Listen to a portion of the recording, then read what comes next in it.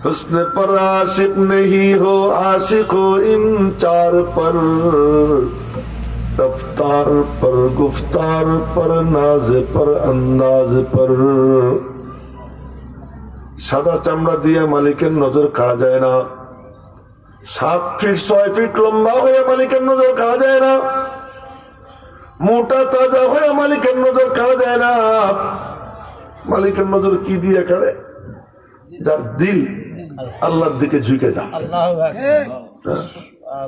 न काले को देखे न गोरे को देखे, न काले को देखे न गोरे को देखे, पिया जिसको चाहे सुहागन वही है। আমার আল্লাহ কালাও দেখেন না, ধলাও দেখেন না। আপনি একটু আগেই বসে মানুষের সাথে মিশে বসে, সবার জন্য একই নিয়ম। কালাও দেখেন না, ধলাও দেখেন না, ধনীও দেখেন না, গরিবও দেখেন না, উঁচুও দেখেন না, নিচুও দেখেন না। কে পাজেরো গাড়ির মালিক আর কে অটো রিক্সা চালায় এও আল্লাহ দেখেন না। দেখুন তো একটা জিনিস, কার দিল মালিকের দিকে ঝুঁকে রয়েছে।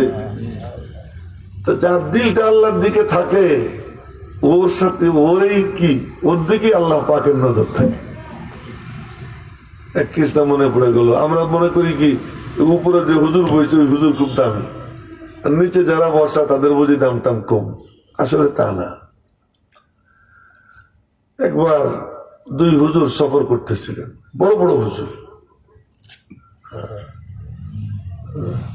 সবাই একটু মনোযোগ দিব, পান টান কেউ খাইয়েন না, আমি কিছুই খাইনি, আমার পেটে খুব খিদে।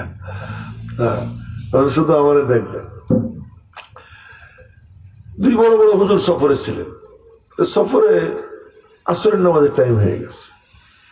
জামাতের সাথে নামাজ পড়ার হুজুরদের, আল্লাহওয়ালাদের দিলের মধ্যে এতটা গুরুত্ব, জামাতের বরকতে অনেক সময় উল্টা পাল্টা হইলেও নামাজ কবুল হয়ে যায়।